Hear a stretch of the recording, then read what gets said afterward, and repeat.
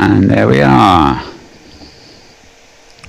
Or should I say here we are? I'm too busy looking at the monitor here. Hello everybody and welcome to this week's Metaverse Week in Review. The Inworld Review. And I've suddenly realised nobody has pulled up the curtain. Well, I have pulled up the curtain, have I? So, for all of you watching behind, here we go. The curtain is rising for the Inworld Review. And there we go. Welcome everybody. And let's see, what is the date today? I wonder. It is the 24th of March 2013. And welcome to this week's Inworld Review. I'm Mal Burns. I'm in the UK. Second by, she's sitting right beside me, Tara Yeats, who's in the USA. This is the last week, by the way, that we're at 7 p.m. here in the UK. We're back to, we're coordinated summertime from next week, so we'll be back to the regular timing schedules. So, this show, as you know, is all about the metaverse, and we all congregate here weekly to have a little chat about what's been going on and what's coming up in the near future.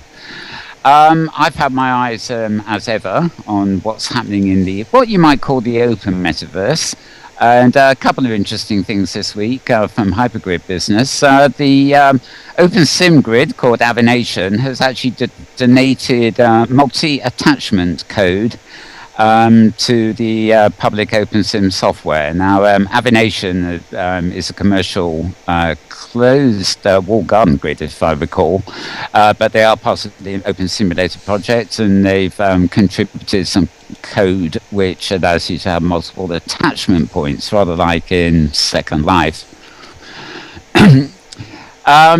There is also a grid on the OpenSim called the Metropolis Grid, and they've been celebrating their 5th anniversary, or rather they will be, I should say, celebrating their 5th anniversary, because it happens from April the 2nd, a slightly wiser date than the first there, to April the 6th, 2013. So if you're interested in logging into the Metropolis grid from Tuesday the 2nd of April, you can always go there before, but they're going to be having quite a few birthday kind of celebrations.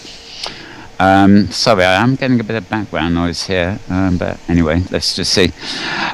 Also from Hypergrid Business, the OpenSim hosting company called My Open Grid has released a preview version of a free open source front-end viewer for OpenSim grids, and it's called MWI. Not the easiest of things to remember. I think that stands for Metaverse Interface or something like that. But it's a web interface basically for controlling OpenSim grids. It's not a web viewer. It's a web interface basically for with a content management system for helping you if you host your own grid. Right, I'm hearing strange Skype noises. Oh, I see, it's just background chat. Funny.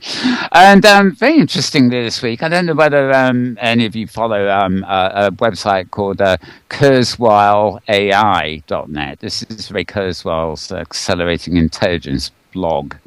You can find it at kurzweilai.net, and he has masses of posts every day which are highly interesting from interfacing technology point of view, but he actually had a very strange blog up on March 22nd called How Would You Like to Invest in Immortality? When I posted the link to this, I got a few Twitter replies saying, no, no immortality for humans. So I think it's a rather strongly debated issue, shall I say. But it's quite interesting to read in the project milestones as part of this sort of, I suppose it's a semi-transhumanist kind of thing. And he's got the D version of avatars coming online in 2040. Avatar C is up in 2030, Avatar B in 2020, and Avatar A is the one we've got at the moment. Except it includes a robotic copy of a human body remotely controlled by BCI. So it's a bit ahead of the game. These, I hasten to add, are very strange holographic type avatars and things that bear very little resemblance to what we've used in places like this at the moment, but something of interest. And finally, not strictly OpenSim, but Reaction Grid, who are recently under a new management, of course, have been pursuing their Jibe software, which is Unity 3D based. And apparently on April the 1st, once again, we're back on the bad dates here, but apparently on April the 1st, you'll be able to make Jibe 2.0. The official second version of Jibe will be available for purchase. So that's the news from the new Reaction Grid, as it were. So I think that's it for the that I've got here. And I think it's about time, before I introduce the guests we've got here in the studio, I think it's about time to go over to Tara, who's sitting next to me for her take on the week. Hi, Tara. Hi, Mel. Good to be here. And joined this week, in addition to the usual required kitty cat. I've added a few rabbits to the artillery of critters, just because we're into Easter week for those who celebrate such things, and of course Easter bunnies and baskets and what have you are very much part of that from a secular perspective, and I'm happy to embrace those fuzzy little critters. Just to introduce the ones I have here, there's a basket between me and Mel, or a rabbit, and this is one of Happy Moods. That's the builder, the creators, Saffia Kayo. Sasyakayo, and it's Happy Mood, and she does some wonderful builds and sculpts and all kinds of neat things. And then to my left, on the other side of me, is a cute little bunny that's from Silent Sparrow, who is probably better known for clothing associated with things like the Alice in Wonderland builds and some wonderful fantasy stuff. Anyway, I'm sure if you type in rabbit in the marketplace, you'll turn up all kinds of more rabbits than you know what to do with, and we know what rabbits do when you're not looking. And I know that there are breedable rabbits too, but I have happily stayed away from those. Get in enough trouble with kitty cats. And speaking of kitty cats, they announced just today, an hour or so back, that the spring new kitty cat special ones for purchase have just been released, and one of them is called Scrambled Eggs. And it's several paint jobs that look like painted Easter eggs, and they look really cool. And then there's some kind of spring flowers one, which is a bit like some other things that they've done in the past. But the scrambled eggs one look awfully cute. I think I may have to pick up a couple of those just for fun. So anyhow, in the news segment, NRPay has become my go-to resource for kind of the regular updates on news from the lab on the seriously geeky side of things and what's happening in the world of new features or features getting into general circulation and stuff. And this week, she mentioned at the beta server meeting on Thursday that the lab informally announced the forthcoming arrival of a server-side animation override system using LSL commands. And this new capacity is not a replacement to existing AO systems, but rather is a means of making them do a significant portion of their work easier and smoother. The new system uses a series of new commands which can be placed in a script located in a prem, just like the current thing, but the advantage with the new calls is that they are keyed directly into the server's animation states, unlike the current AOs, which operate somewhat in conflict with the server's animation states. I'm not going to go further than that because it gets even more incomprehensible if you're not familiar with any of that, but it's already out for testing in the beta grid and apparently will be in a release candidate sometime in this coming week. So any of you who are into animation overrides and creating those and that sort of thing, you'll want to keep up on that, because it sounds like that they will make improvements in how AOs work when you're doing something other than the duck walk, as it's referred to. Okay, let's see. Bring on. Yeah, the duck walk. Yeah, exactly. Who am I thinking of? A certain rock and roller, I think. Yeah. The kind of general metaverse item that caught my attention this week was a news release from the U.S. Army and Intel, who are teaming up. The U.S. Army's Research Laboratories, Human Research and Engineering Directorate Simulation and Training Technology Center. How's that for a letterhead breaker? They call it STTC. And Intel Corporation have entered into a cooperative research and development agreement to collaborate and optimize research in virtual training environments. And the specific thing that is most interesting about this is that what they're really focusing on is scalability, and noting that currently the Army is using various sim sorts of things that are limited to a small unit, like 40 soldiers or less. And what they're aiming for is being able to have an immersive environment that can handle up to 1,000 avatars, which it would be far more like, a real world as far as all that sort of thing goes. So it's an interesting development to see. It'll be very interesting to see how that, what we hear about that as it moves along.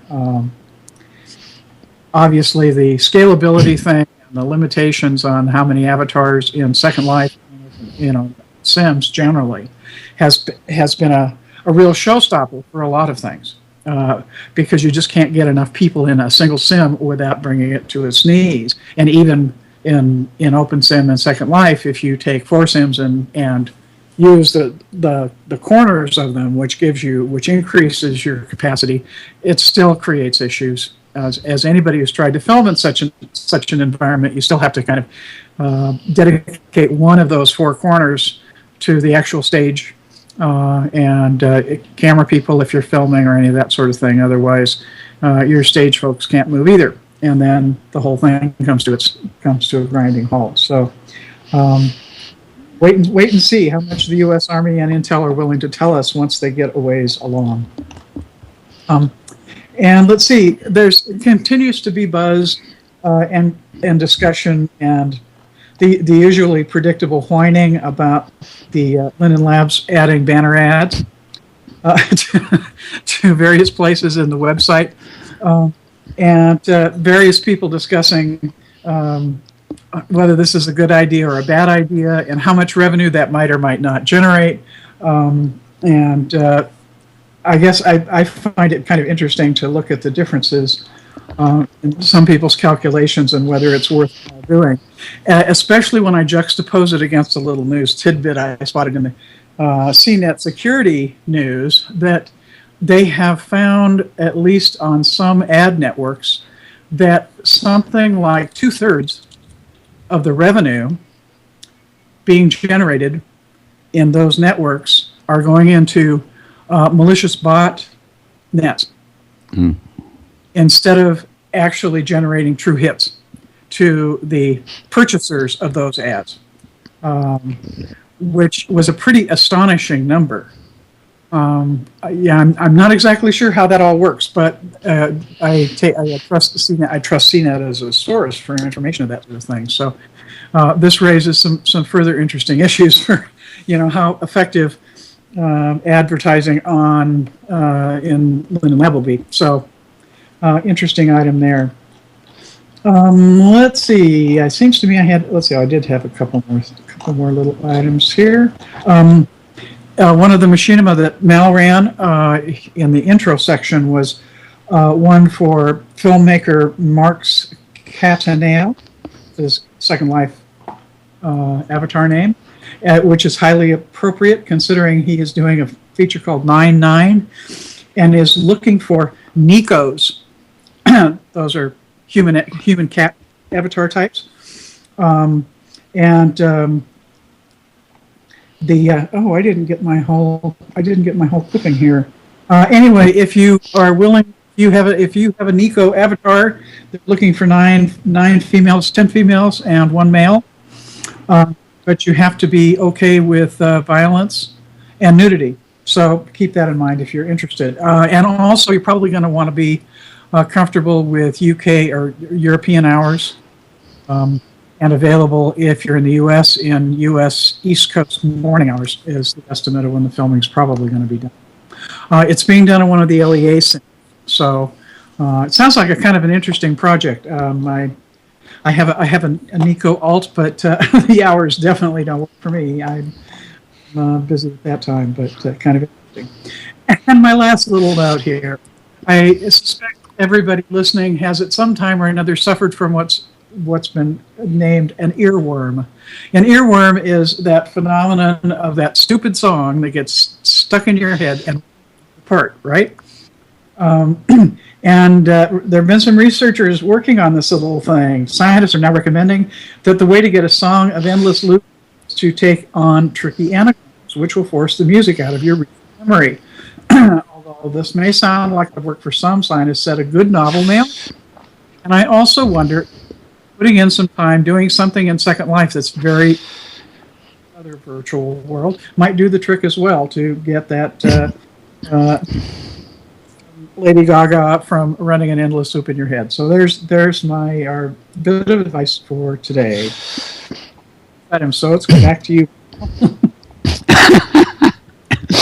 Well, thank you, Tara. Yes, indeed. The Nico volunteers, welcome, LEA, and nudity permitted apparently, so it must be, well, it's not Zindra, but it must be an adult sim on LEA. I'm all for chasing a bit of tail myself, although whether I'll get along there, I don't know. Sorry, that was uncalled for. Right. It's about time I got around to introducing our guest. But before I do, I would point out that those of you watching live at Metal World 2 before this segment began would have actually seen a few intro clips. A second of a new series from Drastic Dupre, which is a sort of mixed reality clip, which was looking at Berlin 1920s, which is rather familiar to us. And there was also a short report, amongst other things, on the SL Buddy Walk, which happened during the week, and that was raising money for, I suppose, Down syndrome. That is a very good cause there. Right, well, let's get around to introducing who's in the studio today. Speaking personally, as somebody who's over the years gone from the realm of comic books through to, I suppose, machinima these days, this is going to be quite interesting indeed. First of all, of course, we're joined as ever by Saffia Widdershins. Hi, Saffia. Hello. Good to be back now. And you'll see that I've bought a rather special cat of my own, having found that there were bunnies on the set. This is a rather wicked cat to have brought. I think Tara can probably tell you the reason if she takes a look at my cat. Oh, so it's one of the foxies. It's a foxy, yes. So I thought if there were rabbits and they got out of hand, it could be quite useful to have a foxy cat.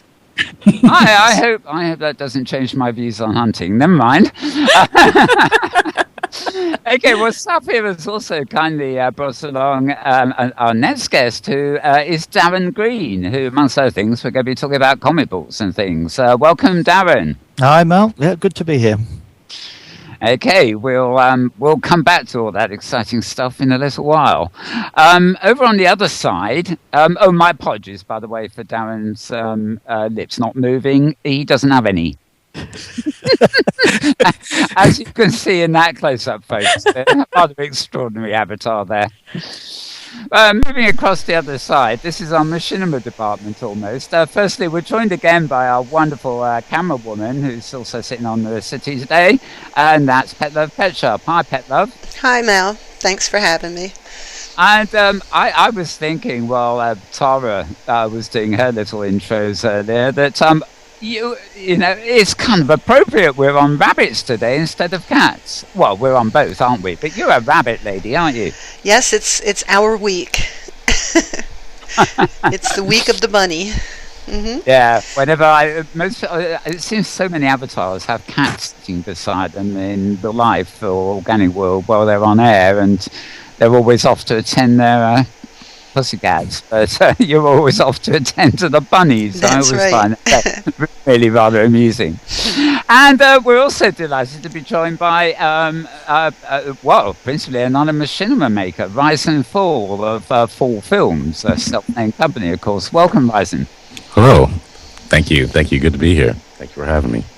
It's an absolute pleasure. We'll get round to the chat in a minute. Needless to say, it's free form on this program. Really, we're going to ask all our guests individually about various things, but also it's an open conversation on things happening in world and around about at the moment. Anyway, so everybody sort of feel to join in politely, so to speak. So, without further ado, I think it's about time. I went over to Saffia for her thoughts on the week and latest news and everything else. So, welcome, Saffia. Hello, Mal. My week has been fairly hectic, largely because of preparations for things. What's new about that, Saffia? Well, I'm getting busy gearing up for Fantasy Fair and for the Home and Garden Expo. We're going to have a sim, as we usually do, at the Home and Garden Expo, which will be quite exciting. We'll have our own sim with a hunt and events going on there. We'll be having regular talks, as we always do at the Home and Garden Expo. We'll have a series of Meet the Designer talks with a chance for people to come along and hear their favourite designers talking about what they do, how they do it, what new things they'll have. We'll probably also have some of the breedable people, so people can come along and find out some of the stuff about their favourite breedables, because it's this year the Home and Garden Market is also going to be the Breedables Fair, so that should be fun. We had some interesting chats at the Christmas Expo with new breedables like dwarfins, and I still find that a little having dwarfins a little strange. That it's one thing to have a cat or a rabbit, but to have a dwarf and to breed your dwarfs, It's kind of like lawn gnomes, maybe. Well, if you can think of them as lawn gnomes, that would be great. But if you can't think of them as lawn gnomes, if you're thinking of them as little, as a race of people, then it's a little strange. When back at the holiday season, when we're doing all the Xmas decorations and stuff here in Chilbo, I raised, I guess it was a dwarf, but it was like a town crier ringing a bell, for Christmas and stuff. And it lasted for about 30 minutes before it drove everybody out the wall, and I was required to de-res it. The thought of breedable ones is really something else. Really quite scary, yes. It raises a lot of questions, really. Yeah, about moral issues. Yes, very serious moral issues. However, not to mention, you wonder what the dwarves think about all that, which is probably not much. Right. Well, they look a little cantankerous if that sign is anything to go by. Well, bring back last names. This is not a dwarfin. This was a present from Toadie Nakamura of Grendel's. She gave this to me the other week. It's still an issue with people. I mean, Toadie and I kind of tried to get a campaign going. Well, we did. We got quite a considerable level of support on the JIRA and so forth, and actually had an inquiry about last names, but in the end nothing happened. They decided they weren't going to bring back last names, even though everyone knew it could be done. They seem to be making an attempt to say that they couldn't do it. That it They was could. and that never rang true for me at all. It just doesn't make sense that they Well, couldn't. it was proved. I mean, I could bring in my alt, who was created considerably after they were, when they were saying that you couldn't do it, because there are a few educational sites where you can still do it, and if you found the right one, you could just make your own. You could make your own alt, and I did. I posted her on my blog with her res date, and people were like, "Oh my god, you made one of this!" Yeah, you could. So anyway, people still feel strongly about this. Toadie was just out shopping somewhere, and she found this store that was actually giving away these mesh gnomes free. These mesh protest gnomes. So she sent one to me, and I now have one on my front lawn. And I'm telling the world that we should bring back last names. I don't know if anyone else wants one, just IM me and I'll have one. Yeah, sure. Yes. I'll give you one. I'll give you all one. We'll Yeah, put thank one you. down Please do. on the ground outside the Meta Hub here. By the way, just to interject, Inworld here, there are two screens with MetaWorld Broadcasting on them at the side of the stage. Clicking on those does actually activate the online chat room at MetaWorld 2, which means that people in World can see what's happening in the chat room on the live channel. Just an afterthought there, because we do have some conversation going on at the channel. Right. Any news, more news, Saffia, briefly? Designing Worlds tomorrow, of course. Happy hunting, Friday. Well, that was the last in the current no, sorry, I'm being... It's the Mondays is the last in the current season of Designing Worlds, and it's going to be a very special show.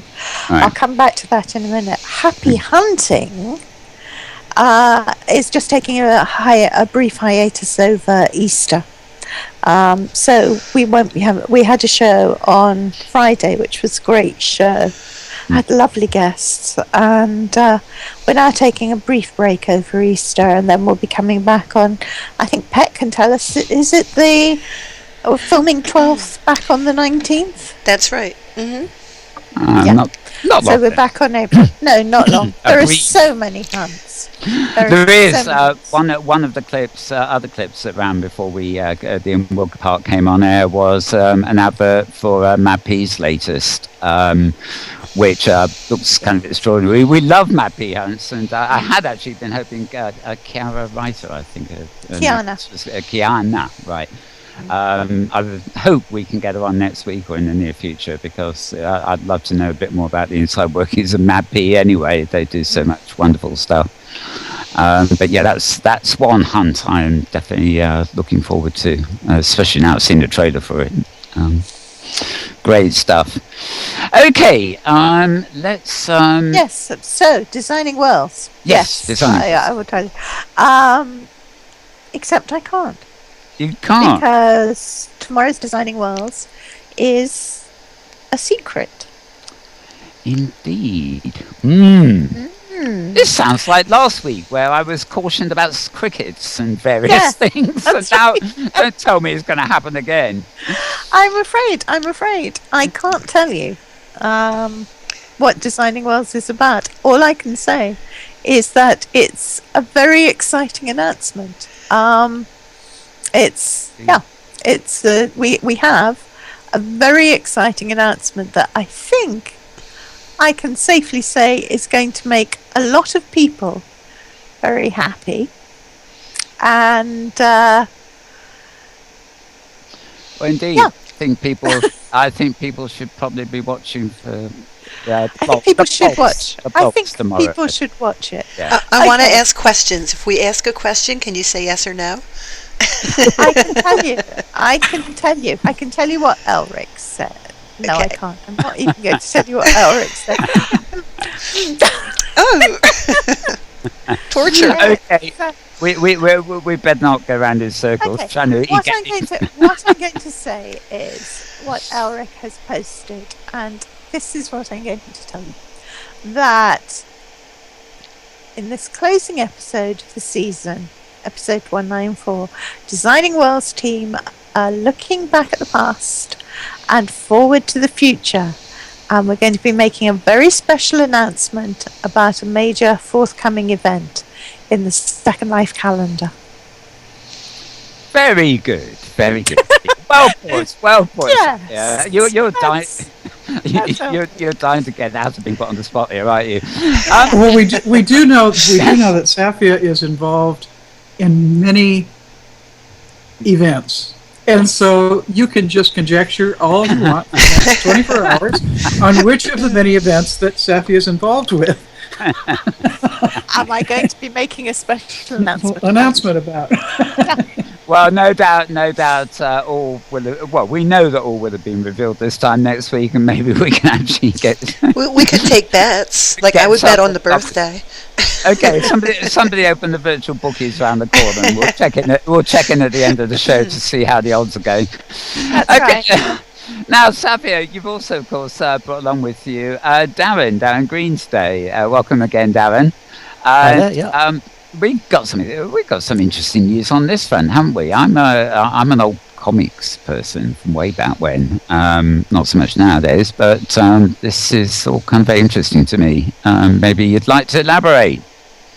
Well, I've recently met up with Saffia when she did designing worlds on the collection of Sims that I part own and run, which was Splintered Rock, Araxes is the name of the collection of Sims, and we got talking about the comic that she's involved with, The Quest for the Golden Prim. And I told her about the webcomic that I also run, and we're hoping to be collaborating on the Quest for the Golden Prim, which took a bit of a break around 2011, I think it was, Saffia. Yeah, so That's hopefully we're going to be working together on that, and that should be coming back sometime soon. It hardly seems. Yeah, that's very odd. It hardly seems 2 years since I feel like I read the last episode, but.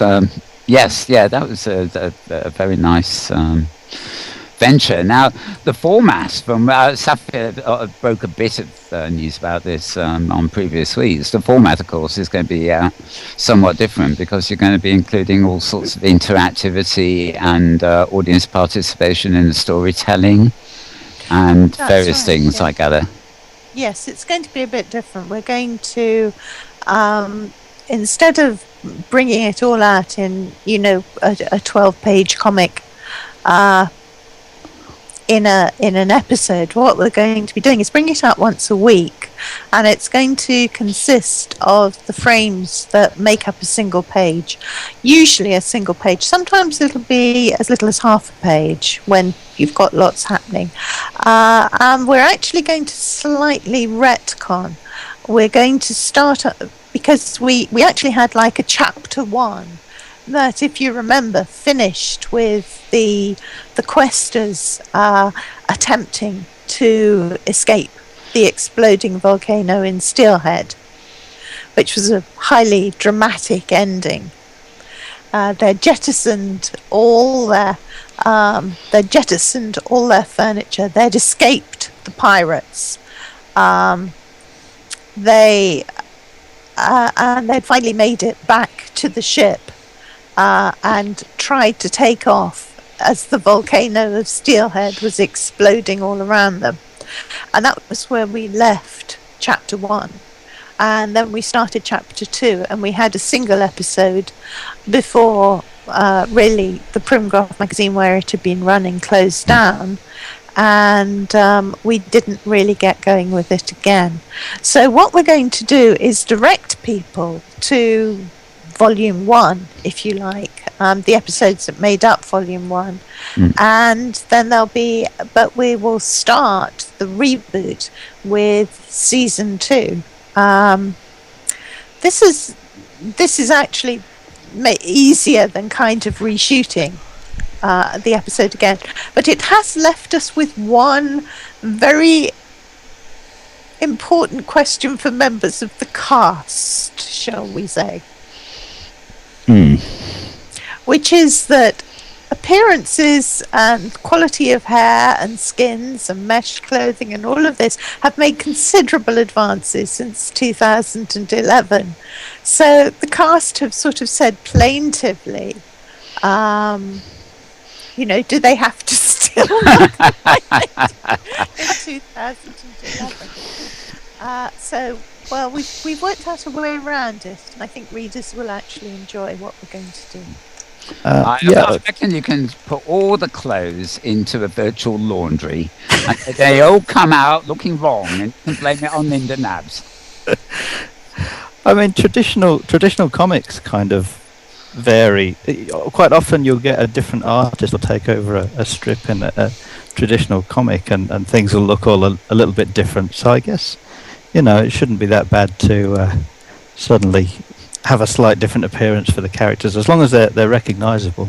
I have to say, actually, that's one of the things that used to annoy me, especially with American comics, where it was always a team job, so you have writers, plotters, pencilers, inkers, colorists, and stuff like that for a long while. But you had especially pencil and inker changes where sort of, you'd be halfway through something and the whole feel of it sort of changed. And I never really liked that. I preferred it had a beginning and an end, and then something new came along with a new crew. But although you can adapt styles, you can have flashback sequences drawn in one style, current sequences in another, sort of future sequences maybe in another style, where the change of style, I think, works with the storytelling. But I'm never really comfortable about a continuing story that doesn't have a narrative excuse for the style change. But I guess, is just me.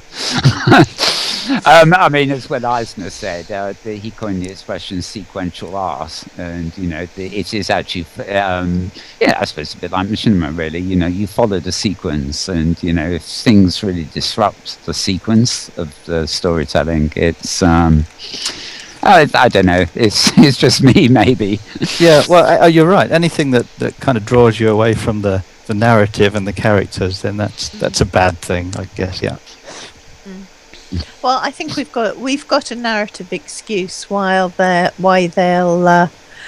be changing, so that should be good for people.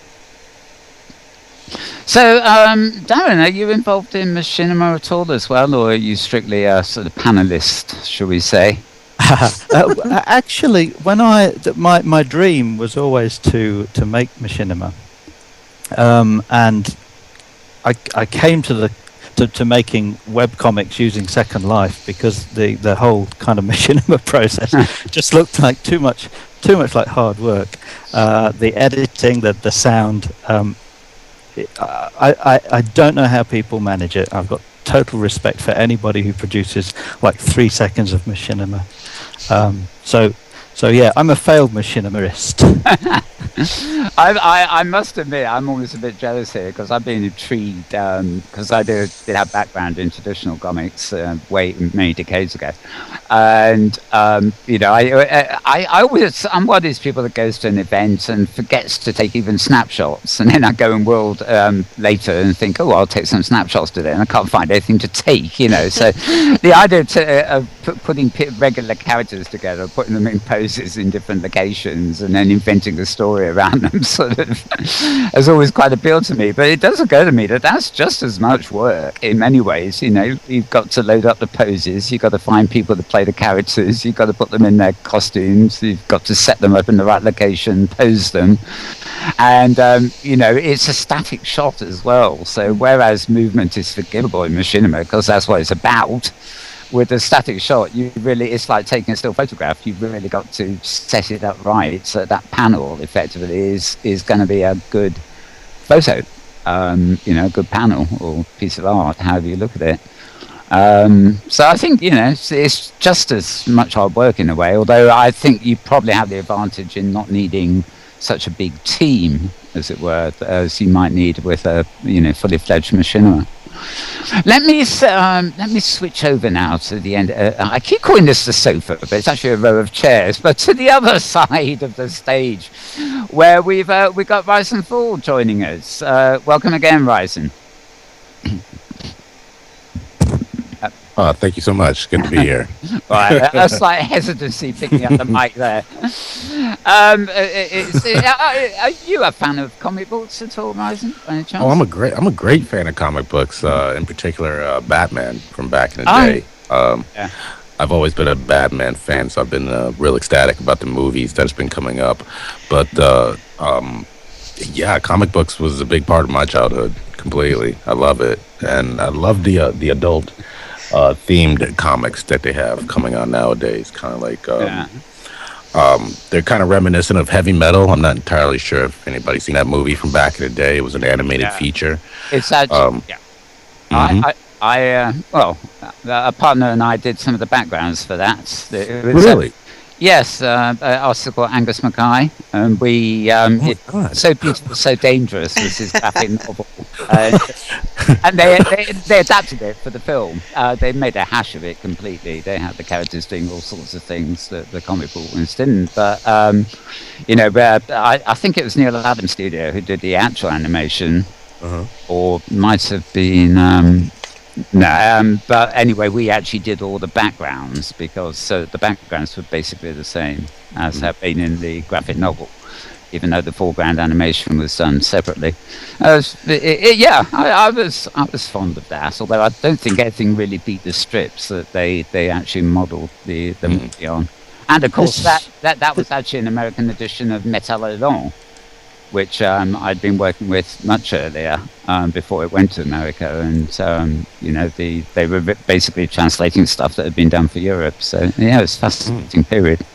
I think this the avatar I've got at the moment is from the Heavy Metal film. Is it? Yeah, I haven't seen the film actually. I think it is. Somebody showed me a frame from the film, and I think it is. It is. What a small world. We're getting into a definite loop here, aren't we? synchronicity. I did wonder, actually. I mean, because I'm running the studio here, I wasn't fully engaged with what I could see on your seat there. But yes, it could well be. It actually is. It's so beautiful. Is that from the So Beautiful sequence, actually? Because they had the noses, and in the movie they were using them to snort white powders in outer space, stuff, which was never in our comic. Where the filmmakers came up with that one, I don't know, but it never even featured in the comic. But they exaggerated the noses of these things, and they had a fashionable laugh with it, I guess you could say. Anyway, so yeah, I mean these are really are closely aligned. So I guess, Rysan, then it could probably be said that Batman and such like maybe influence your machinima making a bit. Well, it's going to influence future machinima because I'm kind of like working on a style where I could possibly make it look like kind of cartoony. I've worked with some people where she Nikki Anderson, I believe her last name was. She came out with a video.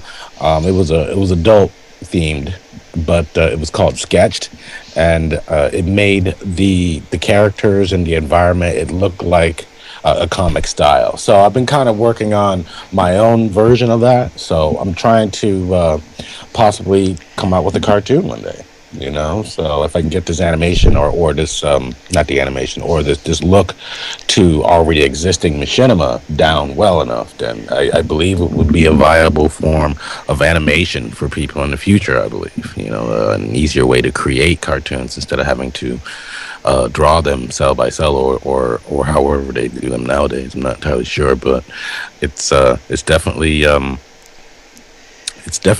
possible to use machinima as like a cartoon. So would the characters be moving or would they be static? The characters would be moving, actually. Cool. Excuse me now. We showed on the Metaverse Week in Review last week before the Inworld section, amongst the clips we showed there was a machinima. I can't for the life of me remember who it was by.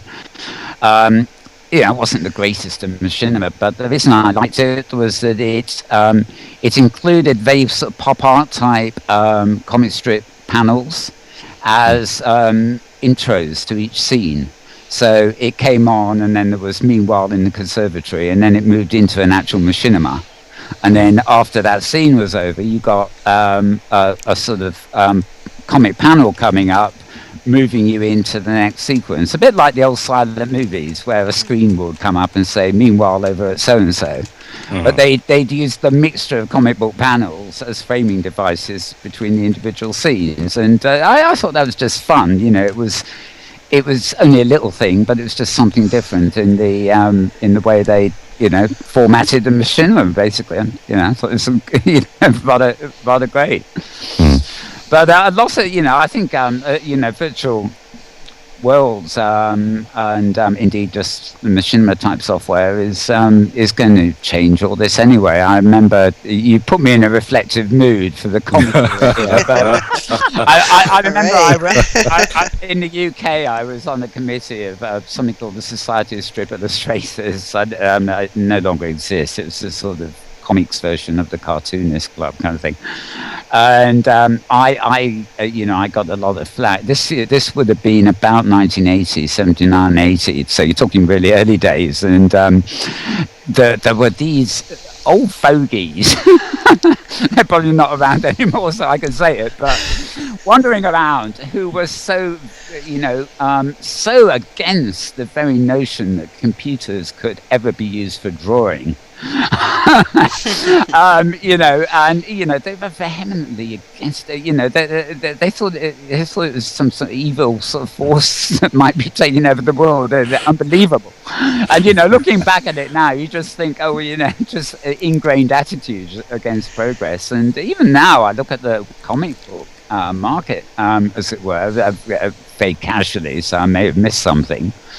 But given all the art styles and everything else like that, I'm surprised that comic book illustrators have not moved into these environments to create the art, as it were, for their panels. Long ago. I'm not saying it all should have done. I mean, you know, a lot of artists are, you know, they're just brilliant with their pencils or their inks. They're the skills they have.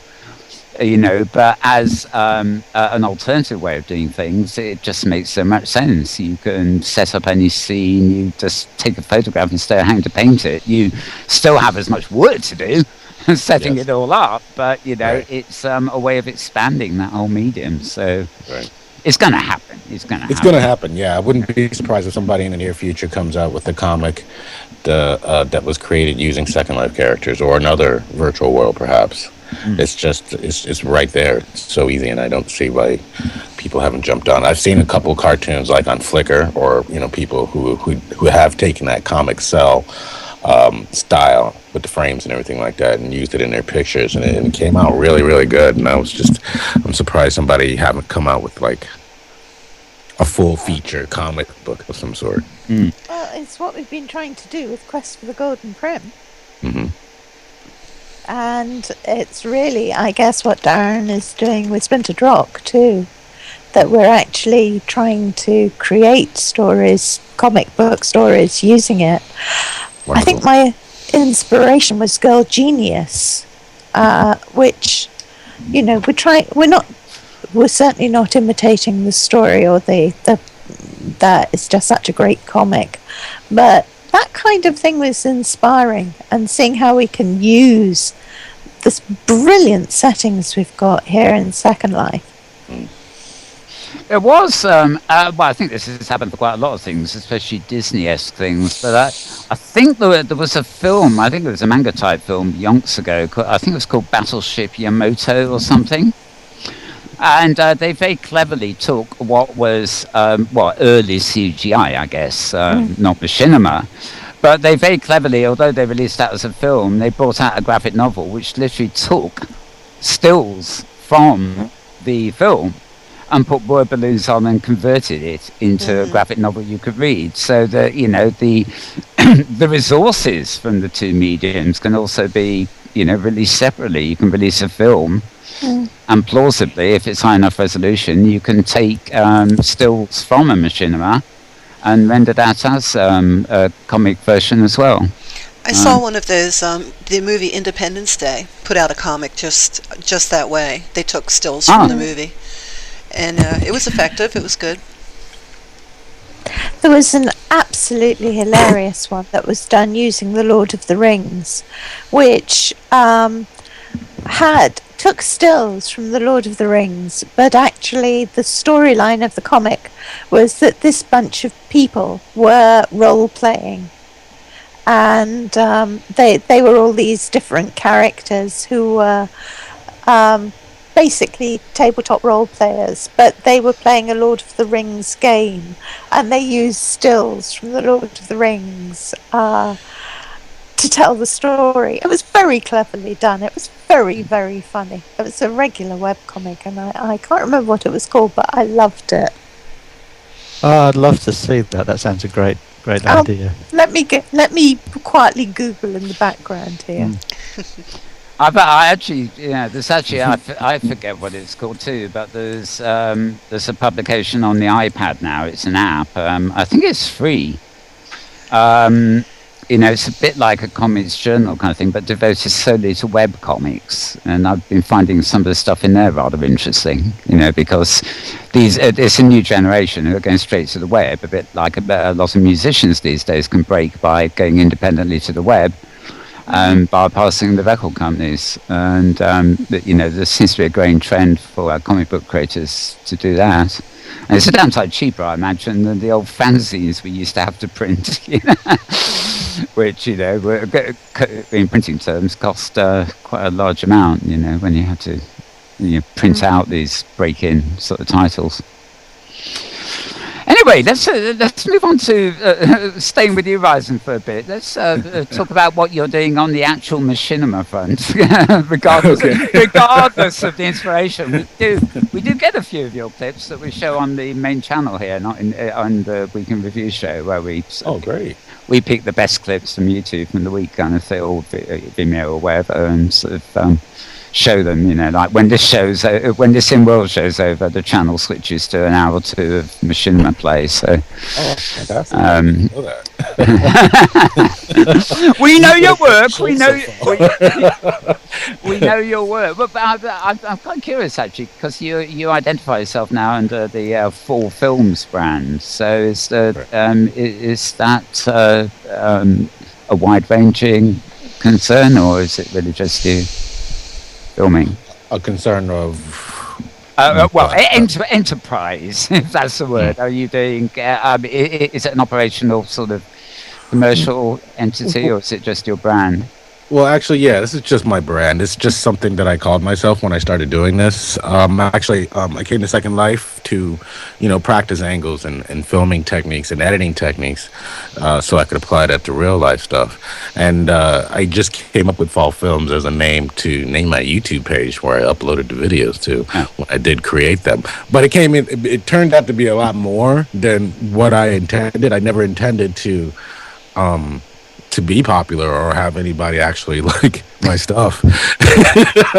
And it was we love your stuff, Rysan. It was kind of a shock. Thank you. And it was kind of shocked to see that there was a whole genre of videos or animation dedicated to filming in a virtual world. I never knew it existed before I came to Second Life. And it was surprising to see how many people are involved, and it just inspired me more, and I just wanted to learn more and more techniques of how to film Inworld. And I never really actually got back to the real life filming. I have in some aspect, but not in the capacity that I wanted to or I expected to. So, but machinima has been really great. I've got featured on Fox News once. I got flown to California because somebody was interested in my work and they wanted me to make machinima for them, for their real life company. I got featured in a book. I've done tons and tons and tons of wedding videos, and as much as a pain in the butt that they are, it has got my name out there quite a bit, because people get married in Second Life like they're eating chiclets,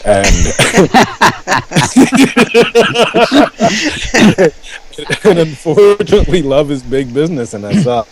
And I've found a way to exploit that in my own personal way. You probably end up doing a lot of wedding videos. I've done more wedding videos. I've been to more wedding videos than humanly should be required of a person. I suppose it's probably like video makers in the real world. You know, they get a home video cam and then they get into it, they upgrade it, and they start advertising, and the first thing they end up doing is the wedding gig, and then it carries on from there until they break into a greater sphere or something. But I think that's wonderful. It reminds me of me because, I'm often put on the spot by people saying, what are you trying to do here? Or why are you trying to do that and everything? And now I can come up with loads of excuses. But I've always worked on the theory that I do it because I like it.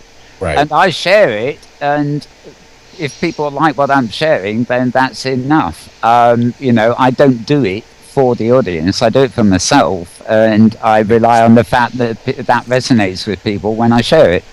So I think you should always make stuff for yourself. That'll make the project that much better. I do a lot of customer work, as I said, and I find it hard at times to put my heart into it, to actually feel a connection with the project that I'm working on. And I'm not saying that I don't like the stuff that I do create for people. It's just like I feel more connected to it if it's something of my own. If it's a story of my own, it's an idea of my own. If I do it just for something for myself, I have so much more of a better time doing it. And I agree with you 100%. It's like my zen, editing and filming and world. Yeah. It's something we're very aware of because, doing broadcast stuff is very different in one way. You could say this chat show is machinima. It's that style of filming, and our wonderful Petlove here does an amazing job. But, when we do things like this, we're always on the lookout for what you might call camera people. And that, that does not necessarily go down well if you post to a machinima group saying looking for camera people, because what you're looking for is actually somebody who's going to sit there with a camera in a very disciplined way and really do the job rather than put their own, whiz around twirly effects in it and anything else they may care to do as a creative machinima maker.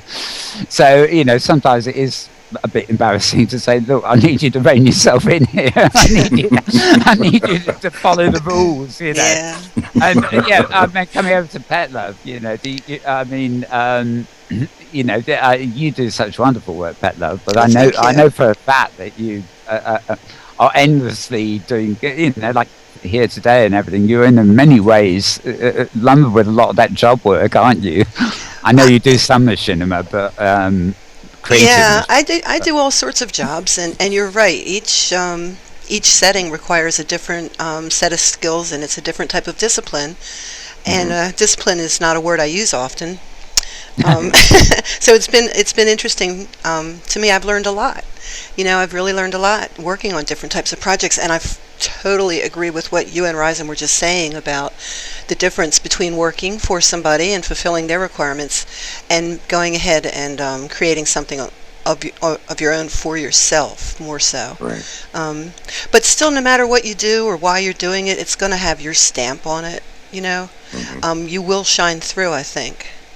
But it is a lot of fun. After you've done enough stuff for other people, you start to really relish those moments when you can get back to your own projects. Yeah. So it's a mixed bag, but it's also fun to work with nice people. So that's what keeps me going. I think it's a real advantage if you can. I use that word again, self-discipline. you have the self-discipline to switch the mindset, as it were, so that, one moment you're just doing something and you have the skills to do it, and it's not actually that strenuous. No. The other mode is where you switch to your creative self, which actually may be more stressful, but, it's your own thing. So it's a shame that some people are stuck in one or the other and don't have that ability, that kind of flexibility. I'd actually I've really got to be in my business about comics this week. I used to publish one particular magazine in the early mid 70s, and it wasn't a fanzine, and it wasn't quite a professional comic. It was actually an anthology, but there were it did two things, really. There was no real money to pay artists, and they were on shares of a very low circulation thing. But what we had was they had new artists submitting stuff, who may do their own fanzines or something like that. And if something good enough, or more or less good enough, came along, then I wanted to schedule it to run it, in this monthly.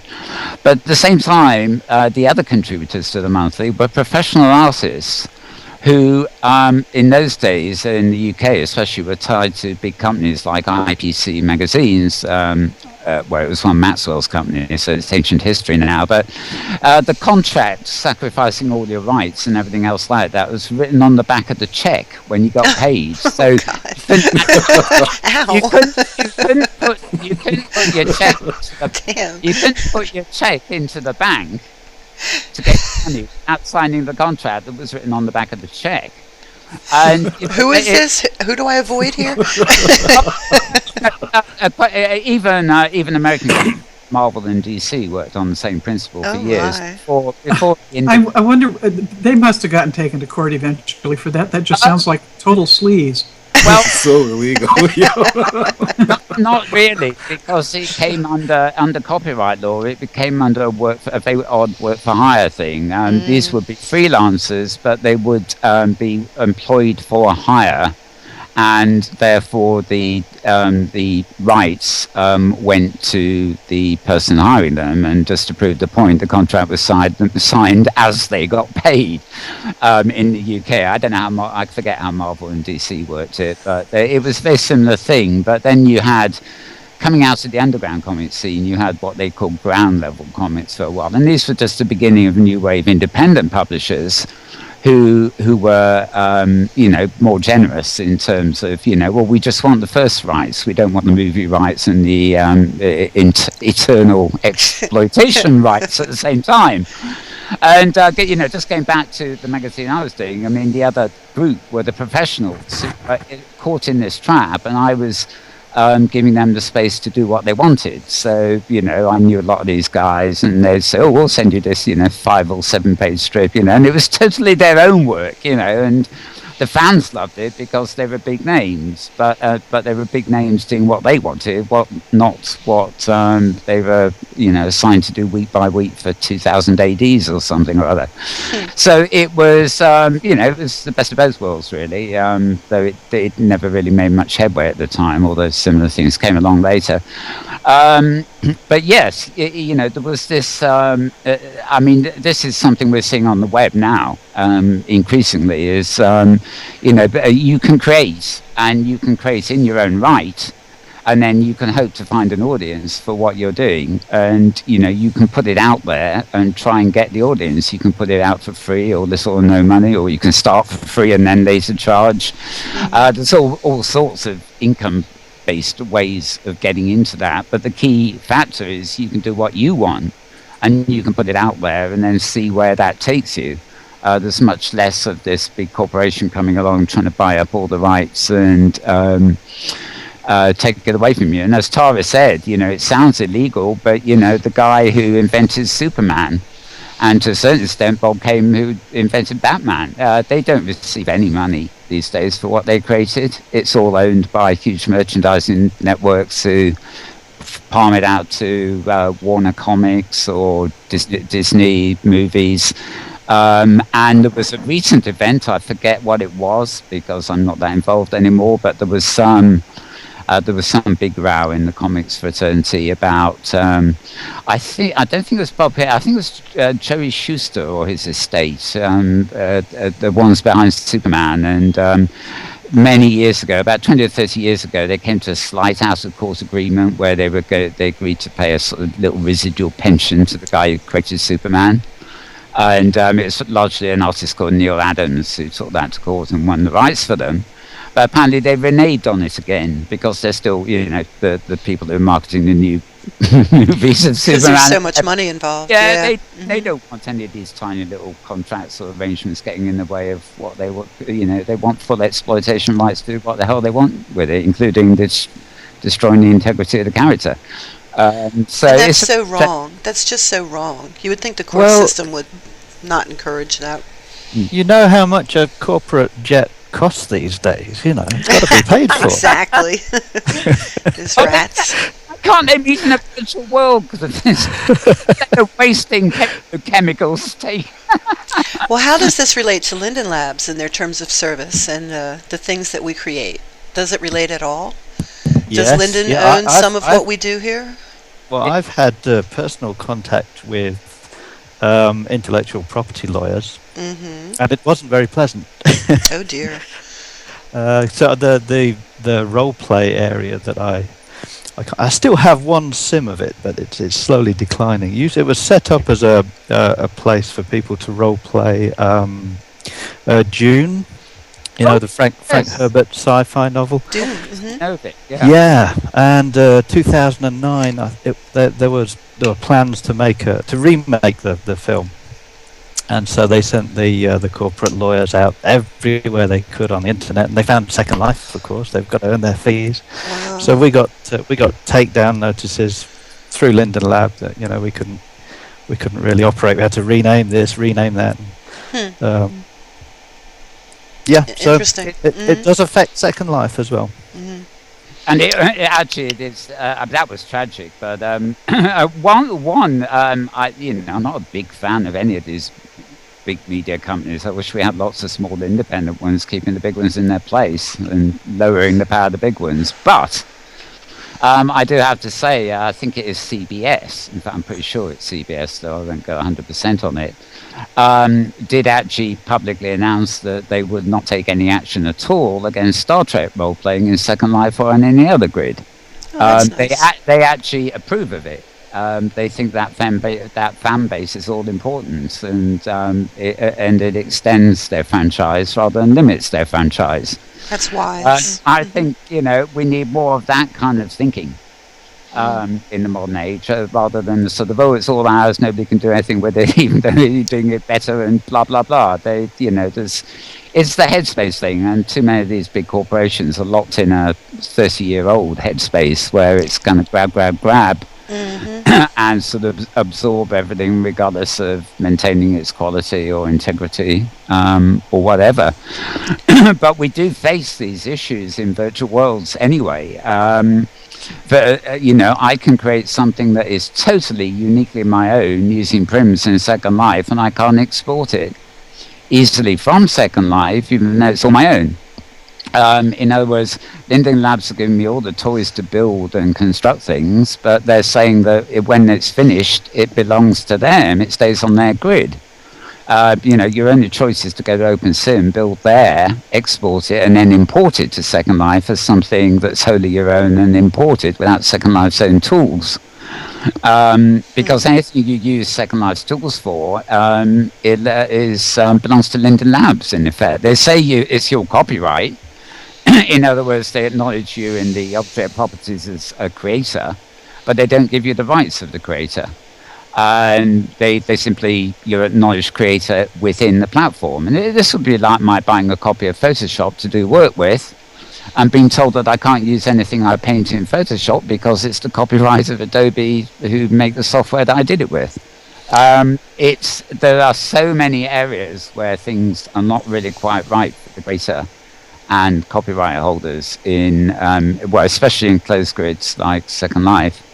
Less so on if you're on an open simulator, it's much more in your own control. But Linden Lab, they have the best of both worlds. They grab at everything. They lock down the lands, they lock down almost everything that goes on in Second Life, which they seem to know very little about and don't manage very well, particularly half the time.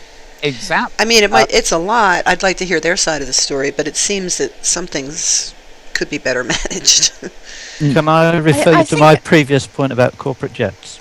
I think one of the things is that when they set this up and when they created it, they never expected it to become what it's become. And when you say they don't understand it, I think that's true, but I think it would be very difficult for anyone to understand it in its entirety. It's very much the elephant, that when the three people examining it blindfold, and one gets hold of the trunk and thinks it's a snake, and one gets hold of the tail and thinks it's a horse, and someone gets hold of something else and thinks it. I think Second Life is like that as far as the lab are concerned, because it is so difficult to grasp in its entirety. But we grasp it. Don't we grasp it? Do we? I mean, have you never gone to somewhere in Second Life and gone, what the hell? Yeah. Oh, I have quite often, actually. I mean, I'm doing it right now. Yeah, okay. What on earth have we got ourselves into? All the guests to say. The other thing I would say, apart from the fact that they have to, it's very difficult to grasp the entirety of Second Life and expect them to be up to speed on it. The other thing is that it would be a huge difficulty, I think, to give, because of the way the grid is set up, and I'm not saying that if they came at it and started it again that they should do it the same way, but now to give someone permission to take things off grid and deploy them on another grid, it would be very difficult to then police it to protect the rights of copyright holders. I mean, if you see people like Lilith Hart in total despair at the way her trees and her plants are just scattered all over other grids, and she has no control of it whatsoever. If that were allowed, there's no way that the way the grid is constituted at the moment that you could actually, I think, distinguish between legitimate creators and people who just own it or people who have just stolen it. And the other thing is, when you talk about creating, a lot of people don't create something in its entirety.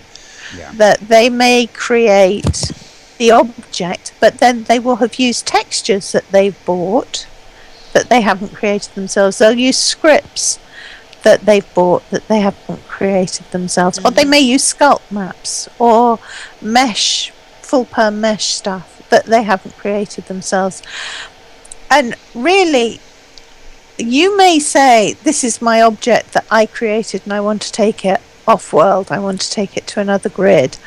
But they may say, well, no, actually, when I made that texture, I made it just for Second Life.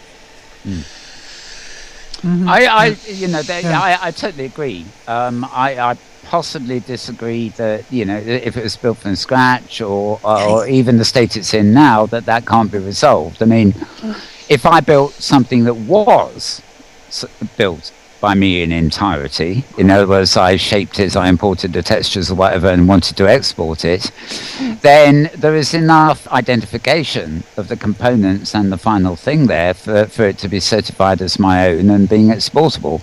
I quite agree that, if you're working with somebody else's components, then that becomes a different matter. But you only have to look at the sites where you can go and get Collada mesh and stuff like that to work offline with.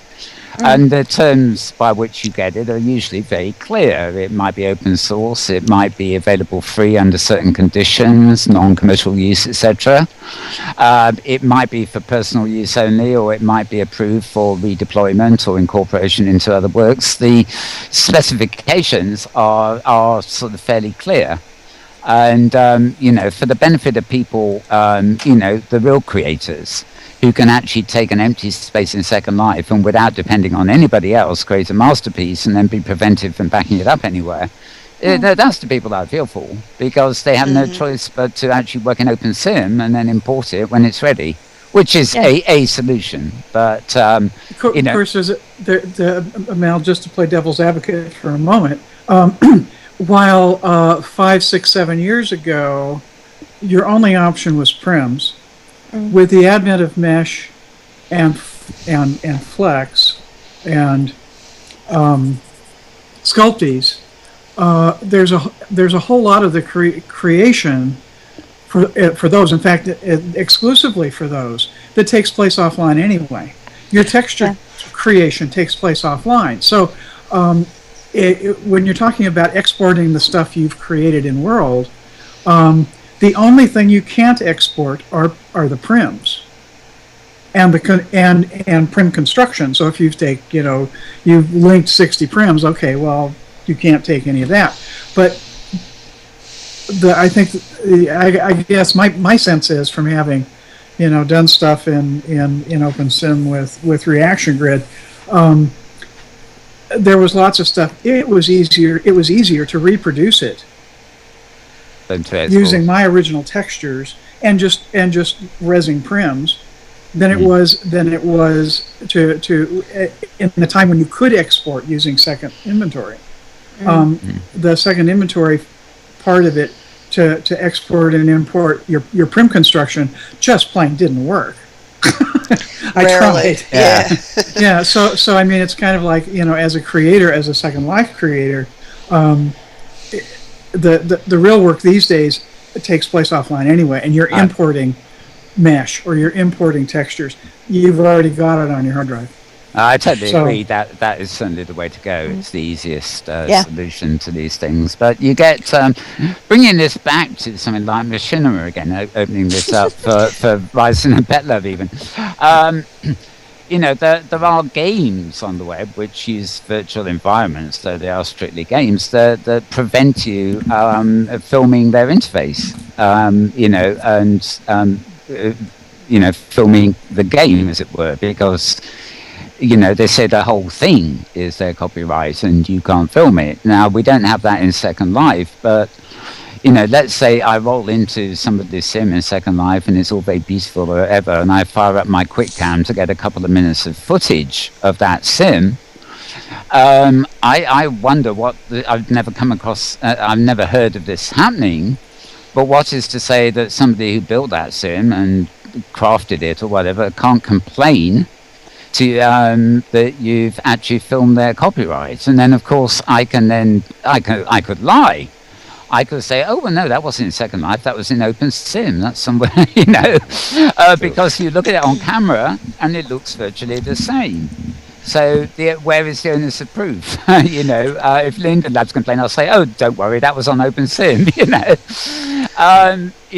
There's so much borderline stuff here. But I mean, how would you feel, Rysan and Pet, for that matter, if you suddenly got somebody saying, oh, you can't use that clip you filmed. It was filmed on my sim, and that's my property. Blah blah. Well, that is a good point. There was a big thing that came out a couple of years back where Linden Labs had said something that we had to get permission from sim owners to actually film the sims out here. We had to look into the covenant, the land covenant, and see if machinima was allowed or not. If it didn't say that, we would have to contact the sim owner directly and ask for permission. I don't know of anyone that actually did that, but there was a lot of filmmakers that was really upset. I haven't done that as of yet. Yeah, I do just so I can avoid that conversation. It hasn't really been a problem as of yet. Most people are happy to have their sims highlighted, and focused on. But this is all making me think of the legal concept of the meme. There are some gray areas that do give us a little wiggle room. A meme, is a concept that's built upon, just like what you were talking about, using textures and making somebody else's stuff, making your own creation. Like, sometimes it's okay to expand upon an idea or enhance something that already exists. But it is a gray area, and you can't really count on it, obviously. Right. Especially if there's money involved, because money talks. Absolutely.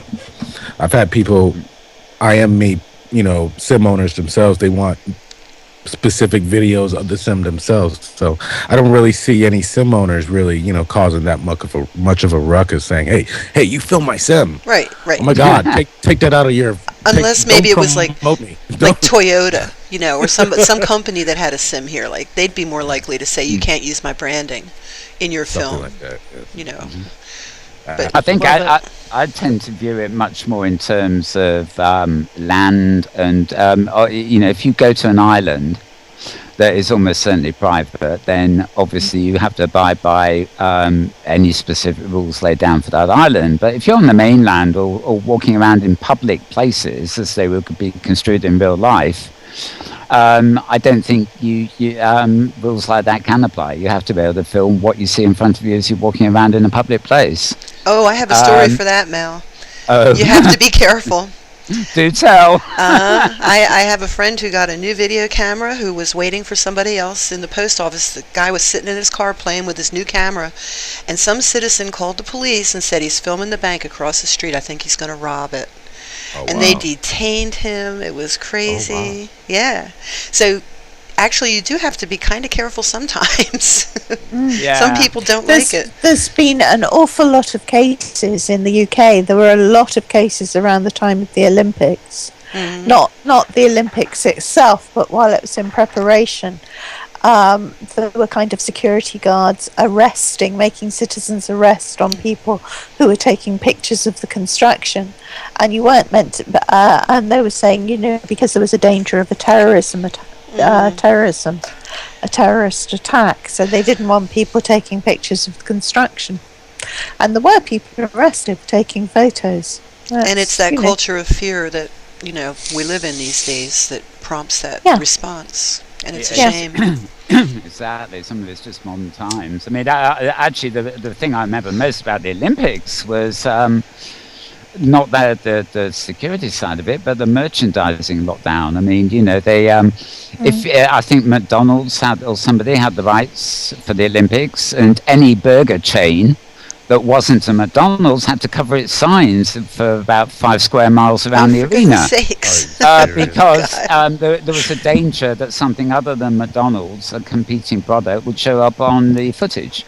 And, that was the worst side of it. I mean, that was just it's one thing having sponsors to televise events, but, the degree to which they were locking, basically putting out of business all the competition for the duration of the Olympics and hiding their signs and everything. I mean, it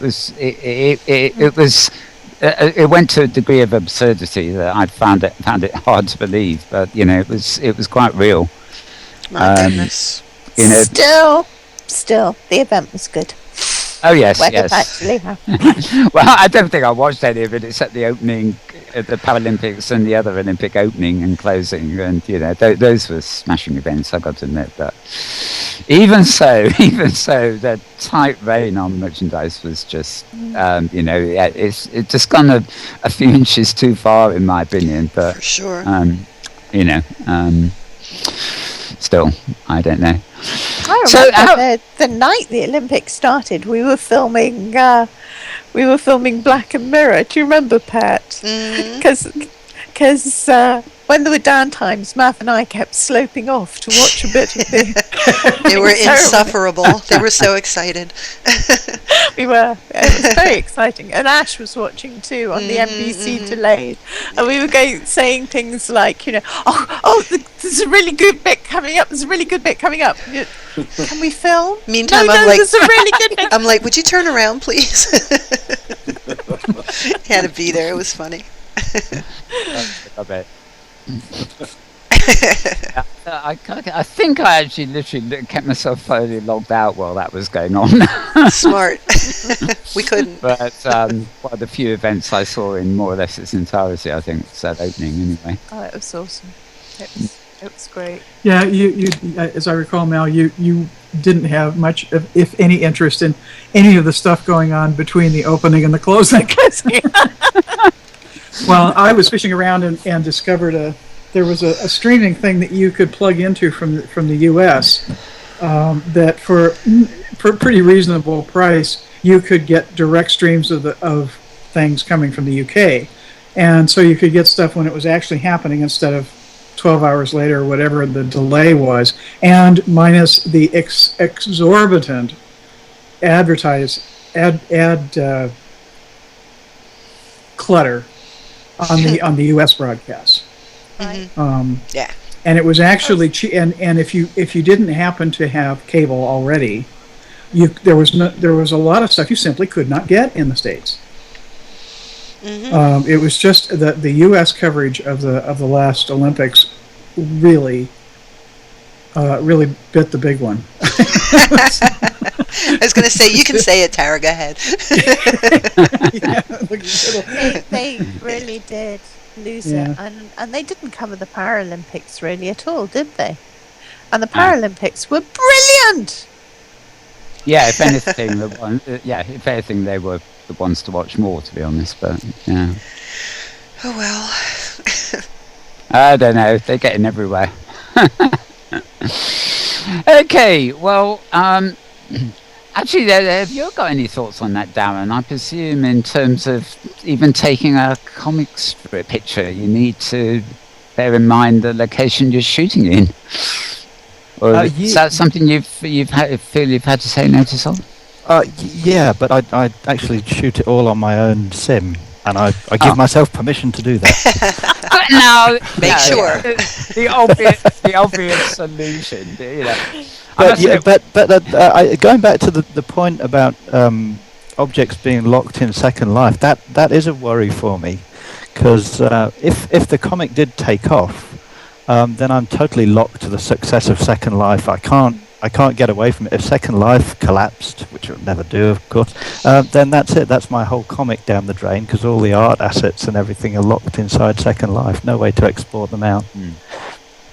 So yeah, it's a worry. I think that's a worry for everybody, a fashion designer or whatever. You know, if anything does happen to Second Life, there's precious that we can do about it. You can even be an open sim, but you still can't get the stuff you need out. So, exactly. Yeah. Real. Well, maybe soon there will be a technology that will allow us to, there's 3D printing now. Why shouldn't there be 3D digital transference or creation of stuff that can be transferred, like more so than what we've got now? Stuff comes. I think we talked about this last week. The new beta of Pixie Viewer. Which runs on the web as 3D printing built in.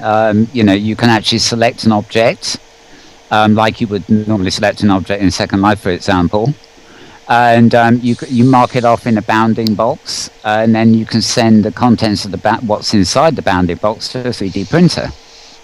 So here's another copyright thing. Somebody designs this chair that I'm sitting on, and I actually want to print out in a 3D printer a copy of this chair. Is that legal to do? If it contains the information that is theirs. I don't know. These are such great areas. Yeah. And the safest thing to do would be to create your own from scratch, of course. Yeah. Difficult. Well, you don't have to worry about exporting scripts when you do your 3D printing, do you? Because you can just sit on it. Yes. Oh, yeah. Please blow it up a bit before you print it, will you? So that I can really sit on it.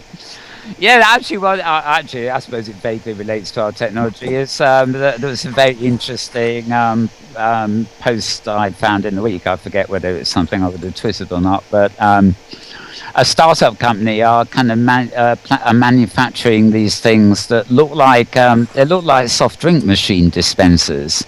But the idea, these are they'll be available in places, shops, institutions, on the street maybe.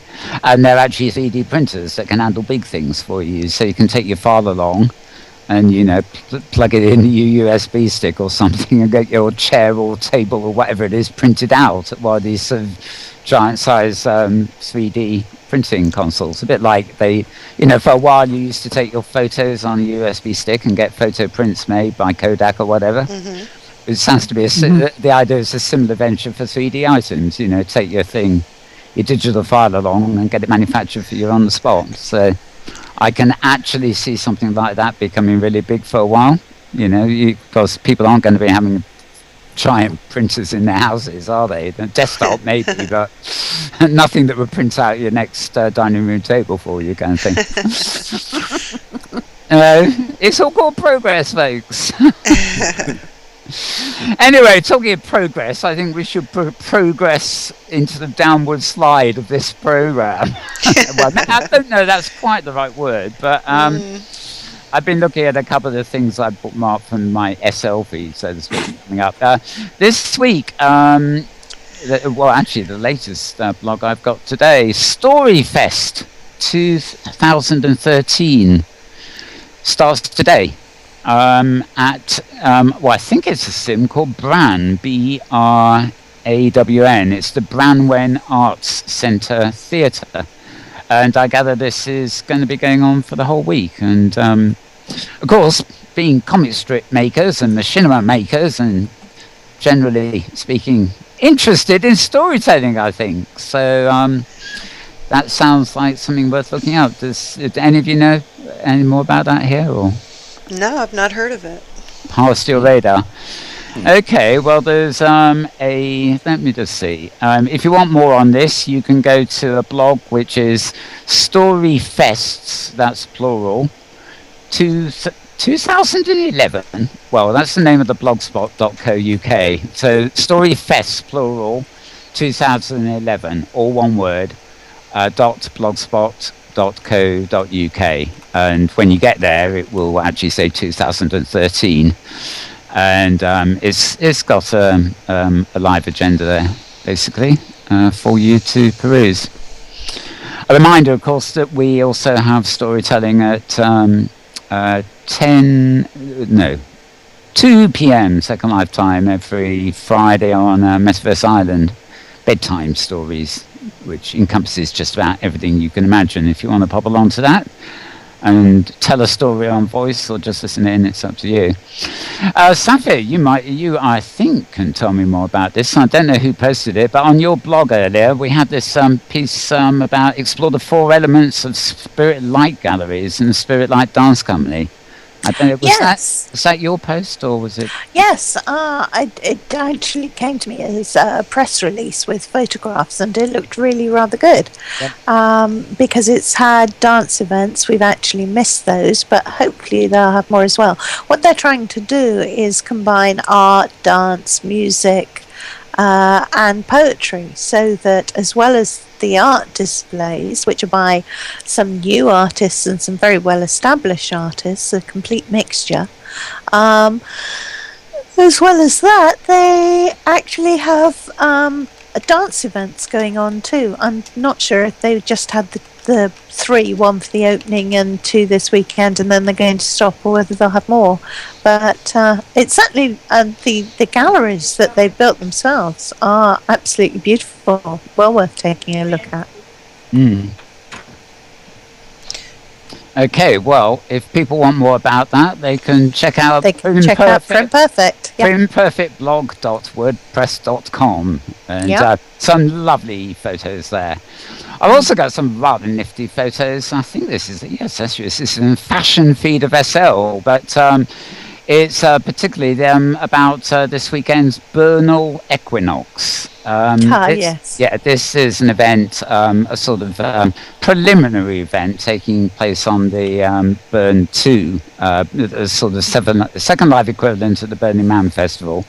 It's just an Equinox celebration. I think it will still be going on for a while, but it's just a one-off event. But it's through today, so I think it continues until sometime this evening. Yeah, or midnight, whichever comes first. Yeah, so if you stay till the end of the show, we give you permission to leave after and go to Burning Man. The simulator you want in Second Life is Burning Man Deep Hole, and there's a space between each of those words. In fact, it's Burning space man dash space deep space hole. And the exact coordinates I've been given are 56, 124, 24, if you want to be really precise and can remember that. But Burning Man Deep Hole is where you want to look for that particular event. We did storytelling. Okay, well, I think that is probably the list of what I have here. There appears to be a new issue of Avenue magazine out. Oh, you mentioned last week, didn't you, a new issue of Print Perfect, Saffia? That's not... Yeah, still not quite ready. Will be with us soon. Right, okay, so look out for that, folks. Always a very good one to read. And Prism magazine, that's another one. This seems to be a more of a sort of... It's a square shape, which is I always find rather odd. But it's sort of fashion-based, and it's quarterly. So the spring issue, that is out as well. And this is something very interesting. I actually saw earlier today some snapshots of this. A sim called Never River. Has this crossed your radar, Saffia? Yes, it has. Honor wrote about it in her blog. Never, the owner of the sim, periodically completely remakes her sim, and always stunningly. And when she does so, she opens it to the public for a number of days. I'm not sure quite how long, but you can... Yeah, it's 10 days. It's open for. 10 days. I think we're maybe 2 days into that, but it's not a new sim because, as Saffia says, it's a private sim that she just opens to the public now and again. And I've got a wonderful photograph here. I'm not sure who took it. It's in the Avatars in Motion blog, and it's kind of a piece of art in its own right because it's a gully looking through a wood. And straight on, and the gully just goes down into a circular break in the leaves. So so it's got this tunnel appearance, and the symmetry of the photograph that's been taken of it is kind of a piece of art in itself. It's almost a mandala, even though it's all real stuff. So I mean, you can just tell for not only the quality of the photograph, but the quality of the work that's actually gone into the build. So I've never been there, but it certainly looks like a destination to pop along to. Do you know how long she's been in Second Life, Saffia? No, I don't. No. Anyway, Never River is the name of the sim, I believe. It doesn't. I haven't got a direct link, but I think there's Hamlet covered it in his blog, and there's a link to the sim. There's certainly a link. Never River. It is called Never River, and you can see it on Honor Macmillan's blog, Honor's post-menopausal view of Second Life, and it's called. The post is she's called For the Landscape Junkies of Second Life. And it's got some beautiful photos. I don't know if the one you saw, Mal, was one of those, but it's got some really gorgeous photos. Yeah, it's when you can tell from the photography alone that it's worth visiting, that says something. So if it's good as a frame, as Darren will probably say, if it works as a frame, then it's damn well going to work as good as a sim. So looking forward to trying to get over to that in the next week or so. So I think it's about time we went round the table, sort of wrapping up with anybody's sort of final thoughts. Where shall I start? Let's start with Petlove. Okay. Watch YouTube for a video of a benefit that was carried out last night. It was a 12-hour event with a performer or performance each hour. It was against animal abuse. It's called Don't Hurt Me. We'll have a video out about that from that pretty soon. And that's really all I can think of right now. The ongoing work continues. The wonderful happy hunting, and this show is always a pleasure. And maybe before this show started, the Inworld bit, I showed a tiny little clip which was breaking news by a certain Inworld reporter. I have a new avocation. Yeah, 30-second breaking news clips. I think we should have. They're good. That's a great idea. I think we should try and slot that new profession in there. Actually, there are a lot of opportunities. Yeah, well, I often find that too. I tend to, I like firing up the instant cam, like the cam and stuff, and just taking 30 seconds here or there. And unfortunately, I rarely get round to editing or making use of them. But it's, I know I have folders full of clips like that. It's like, oh, I have to get this, I have to get that, and then a year later, it's like, when did I? What was that? Yeah, that was an exhibition. Took place last year, kind of thing. Inevitable, really, isn't it? Okay, Rysan, it's been wonderful to have you here. Anything exciting on the agenda for you coming up in the near future? This is the part where we're doing our plugs and stuff. Yep. I don't really have anything specific to plug except the YouTube page that I upload everything I have. It's youtube.com/fallfilms. Go there and check out my stuff. Subscribe. Anything particular in the upcoming future that's big? Not as of yet. I'm talking with a couple people on a couple of music videos, and other than that, that's about all I have. And we've got more wedding videos, more commercials. More wedding videos, more commercials. You name it, I'll do it. All I have. Yeah, I was just going to say, and 100 wedding videos while we're waiting. Oh dear. How about you, Darren? Over and beyond the comic, of course. Anything exciting? You said you had to change the name of the Dune sim. I presume you're still doing it, but it's got a somewhat different form. Yeah.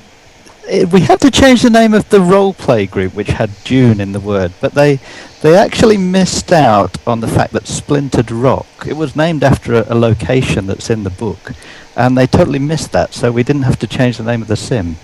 Oh, good. No, they need better corporate lawyers, I think. Well, Splintered Rock is pretty generic. You could argue that it was named after a town in Utah or something. Yeah. Well, they also might not have a trademark on Splintered Rock. Yeah. True. Well, no, they asked us to change a lot of things that they don't have trademarks on. The only thing they've got trademarked is Dune, and there are a ton of other stuff, even at things with just the word worm or spice in. Oh no! And of course, the interesting thing is you don't get a chance to argue. You just Linden Lab kindly change it all for you. Or get rid of it. Get rid of it. Wow. Change it to Herbertsville. Spell that HPH. Yes, exactly. Just play with the phonetics. Yeah. Or DOON. Yeah. It's amazing what you can go with. Tara and I were playing with that last night, and sort of, you play this word game of making up a three-letter gesture with beginning with the same letter, and the other person has to copy it with a different three-letter word combination. But 3 different words, yeah. Yeah, but then you get into phonetics. Something that sounds like something like "whodunit." It does not begin with an H, but who says you can't use it because under phonetic rules it's H. Anyway, that is a whole different story. Saffia. Any closing thoughts? Watch the blog tomorrow. Watch Designing Worlds. And I can say no more. All I can do is say, watch the blog and watch Designing Worlds. You will be glad that you did. You're going to tell us all about it when we go off air, right? Yes. I won't say anything more. I shall be actively scanning all the feeds and the blogs, etc. tomorrow. And yes, let's see. Yes, I should think by early evening my time something may have appeared. That May well have appeared, yeah. It will give an idea of what's going on there. Right, and bring back last names. I'm still looking at that wonderful little gnome over there. I've given one to Tara. I can give one to you if you would like one. Indeed, I shall res one outside the entrance here. I think it's fitting here. We're in a sort of garden when you get away from the stage, so it will look okay. So, Tara, any your closing thoughts for the week, so to speak? Well, my only closing thought is obviously hunts are such a big thing in Second Life, and the Easter egg hunt is a long tradition. So I'm sure that there's zillions of Easter eggs with things in them hidden all over the grid. And so if you see an Easter egg, click on it. You may get something wonderful, or you may get something really stupid, but there you have it. Anyway, have a great week. I'm delighted all of you were here. Fascinating discussion today. Does that mean if we go off the stage and turn left, we're going to find lots of Easter eggs over there? Well, no. Oh, too bad. I was just going to cam over there. Yeah, I haven't scattered any over there, but that doesn't mean I won't. But it doesn't mean there'll be anything with any interesting things in them. But when is Easter? A week from today. Oh, so it's the same weekend as our clock changes. Interesting. This year, So, yeah. yes. Yeah. So some of us over here in Europe have been getting confused about the 7-hour gap with Pacific time. But we'll be back to the normal 8 hours this time next week. So I think we'll rest a little lighter, not having to remember to mentally adjust our diaries and things like that. So, and it will, of course, be, I guess, a holiday too. So we'll have to see what we can dig up for. Well, we'll have to bring some of the bunnies back, I suppose, the Easter bunnies and all that. Oh, the bunnies. I'll leave the bunnies out. So. Right. Okay. Well, pop in here anytime during the week, folks, and admire our bunnies. They are a sight to be seen. Let's get to that big bunny now. There is a big bunny, including the giant bunny. Yeah. That's right. Including the giant bunny. Got to give the big bunny a nod. Along with your screen now. Okay.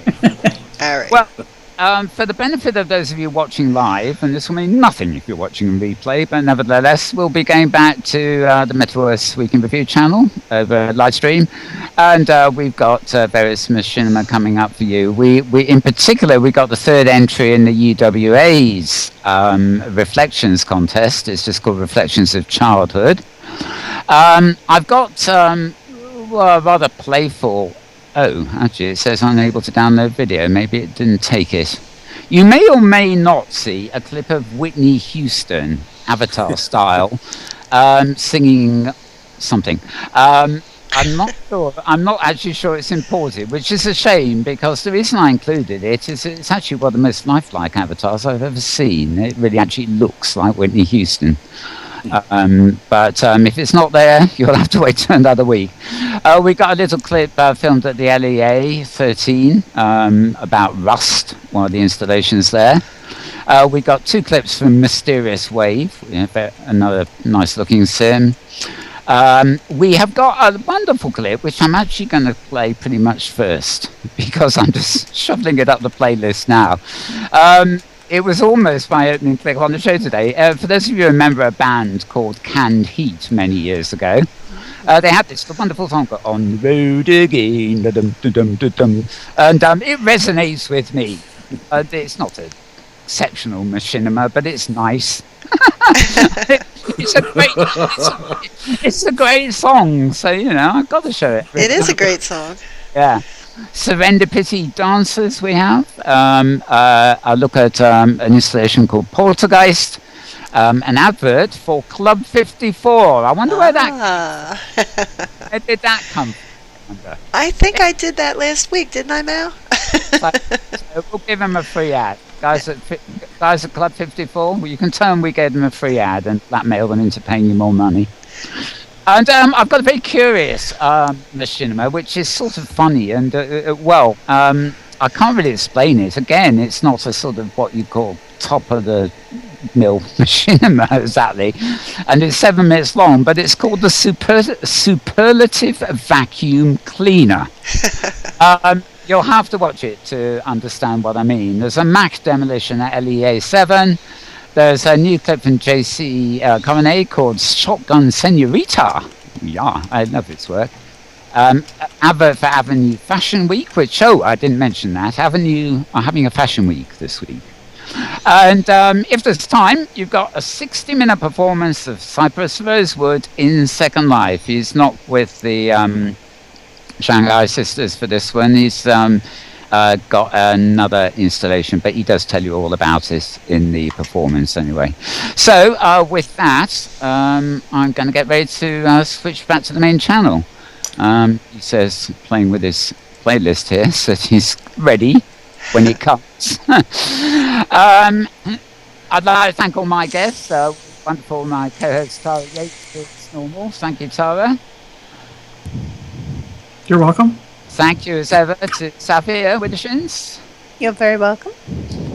Special thanks, of course, to Darren Green. Thanks. It's been great fun. Thanks. Good to have you, and maybe see you again. I'd love to have you. You're always welcome to drop in, is what we say. And special thanks also to Rysan. Oh, thank you. It was my pleasure. Again, great to see you as well. But I extend the same invitation. Pop in whenever you want. Every Sunday. Absolutely. Every Sunday at noon. Open for. Thank you. We sometimes raise more chairs if necessary. And special thanks for joining us, Petlove Petshop, who's always great to have on the panel. But the fact she's actually managing to film this at the same time is even more of an achievement. So thanks, Petlove. Thank you. Okay, and that is actually my excuse to cue Petlove to sort of cut the filming, so to speak. You can watch repeats of this show. It's posted there, so YouTube on Malburn's account a little bit later, or of course you can watch it as part of the main show's replay over at Livestream and our various other sites. So with that, I'm going to get ready and I'm going to be queuing our clip sequence. Thank you for watching, everybody, and we will see you, I hope, next week. Good night, everybody. Bye for now.